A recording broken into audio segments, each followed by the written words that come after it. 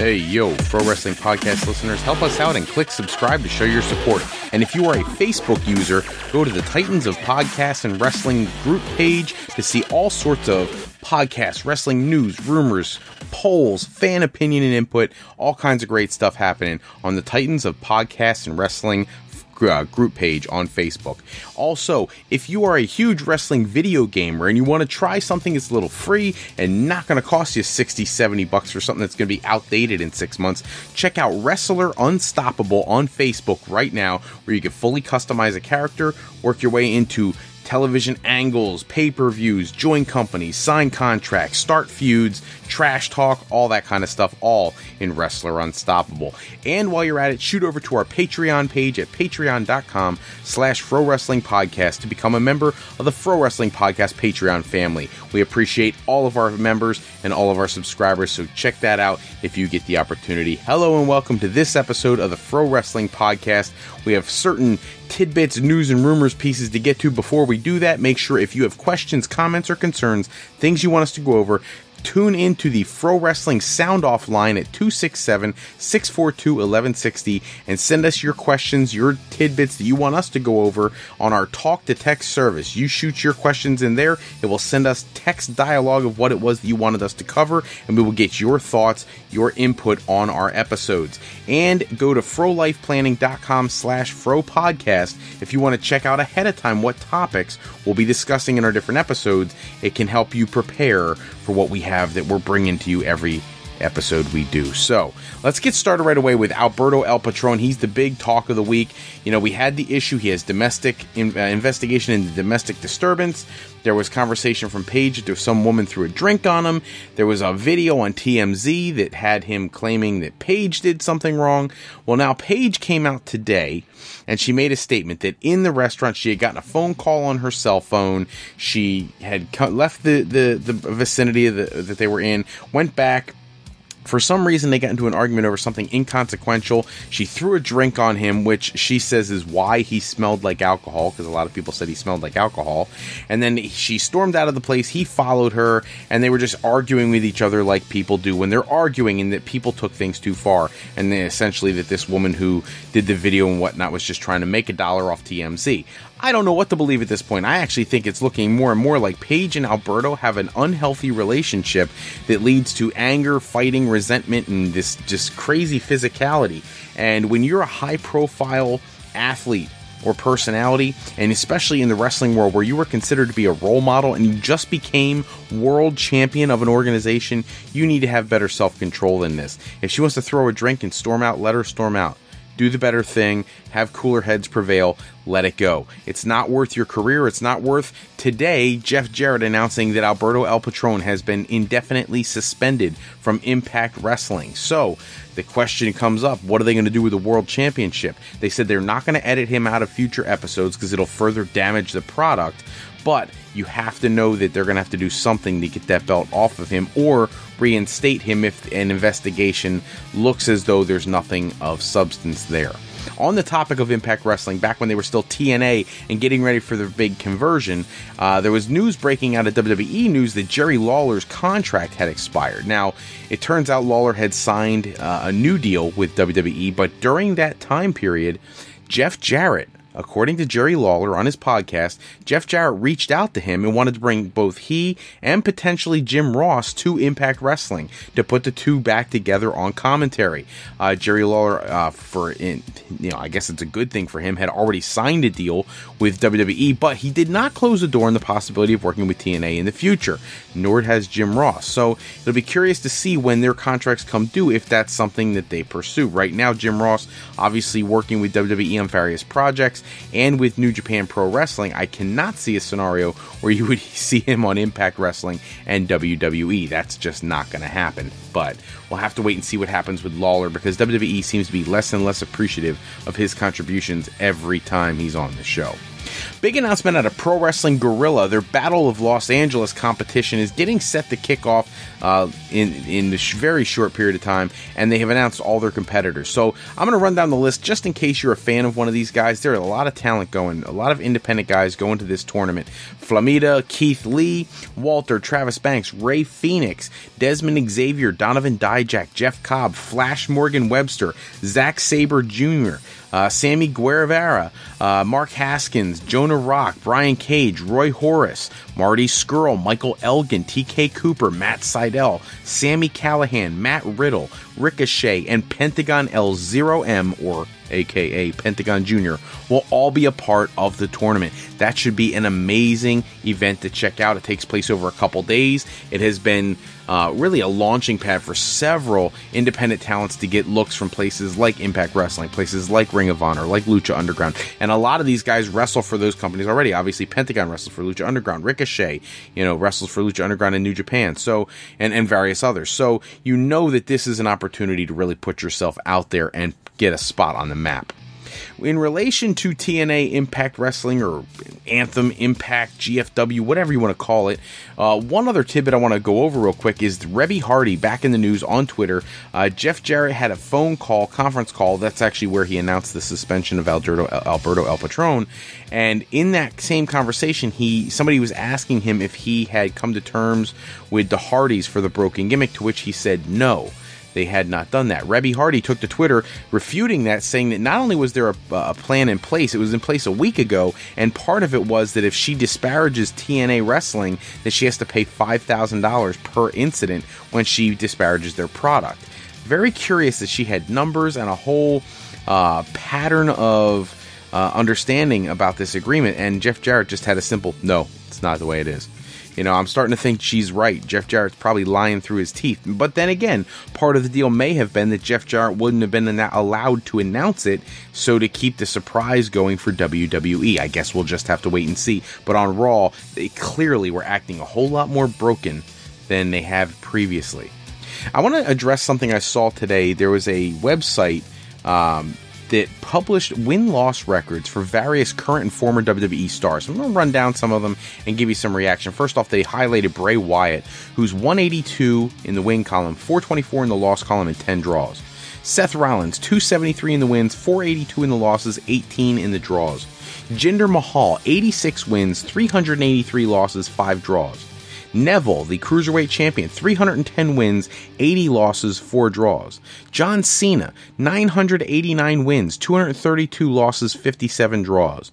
Roman Reigns, 520 wins, 225 losses, 30 draws. CM Punk, 429 wins, 247 losses, 31 ties or draws. And Hulk Hogan, 141 wins, 30 losses, 6 draws. Now, that is where I get a problem, and here is why.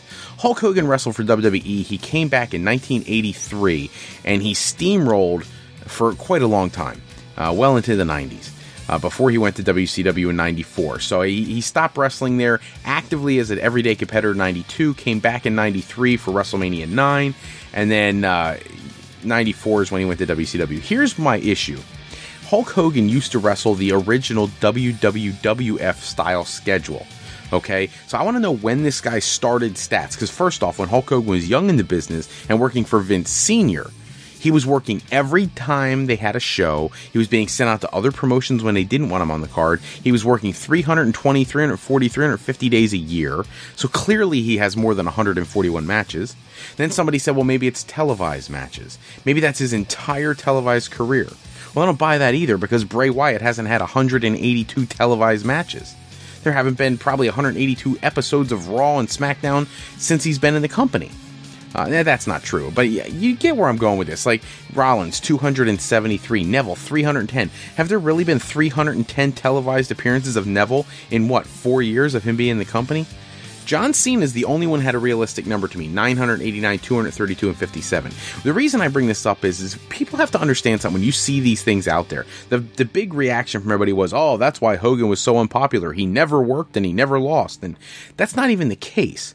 When he was wrestling Andre the Giant, he wrestled more than 30 towns in the country, and he lost to Andre in every one of those towns. So he clearly has more than 30 house show losses. On television, maybe the 30 losses is realistic for television, but the 141 wins is ridiculous. If you go back and look at WCW alone, he probably has 200, 300, 400 of those. Now, if you're talking just WWE, think about this for a moment, because I love how people say that Hogan, because of these stats, Hogan must never have wrestled. Hulk Hogan, when he was champion of WWE, things were different. You didn't put the world champion on television almost ever. He wrestled every single day, just like everybody else does, but it wouldn't be televised. On television, Hulk Hogan would come out, he'd cut a promo with Mean Gene Okerlund, he might do some kind of segment on a Brother Love, or in the Snake Pit, or in the Flower Shop, or in Piper's Pit, but he didn't wrestle almost ever on television, because back then television wasn't what it is now. They didn't have Raw, SmackDown, they didn't have 205 Live, they didn't have the network and all those kinds of things, and they certainly didn't have a pay-per-view every 2 to 3 to 4 weeks. So comparing Hogan's numbers to somebody else's, if you're talking just televised appearances, is ludicrous. Absolutely ridiculous. The times don't compare. Now, if you look at people like Cena, Roman Reigns, CM Punk, they actually seem to make a little more sense. Reigns has been in WWE now for 4 or 5 years. John Cena the better part of 10, 15. So John Cena naturally is going to have more than everybody. But Cena, you would think, would have a hair more than Reigns already, wouldn't you think? You know, the way Cena was the face of the company and wrestling more than one match several times, you know, things like that. So I don't know. I don't know where to look at, how you can look at this and even consider any kind of scale when you put somebody like Hulk Hogan in there. If you took Hogan out of this conversation, it would make a lot of sense to me, because CM Punk and Reigns and Cena and Neville and Jinder Mahal, Seth Rollins, Bray Wyatt, they're all currently wrestling at the same era when the television, the pay-per-views, the market share is the same. Hulk Hogan came from a completely different era. You cannot compare those. Back then, you had to pay big money to see Hogan wrestle. I saw Hogan wrestle probably 25 times myself at the Philadelphia Spectrum when it was still open. Okay, so this 141 is ridiculous. Hulk Hogan wrestled just as much as anybody does now. The difference is now everything is super overexposed, and it wasn't back then.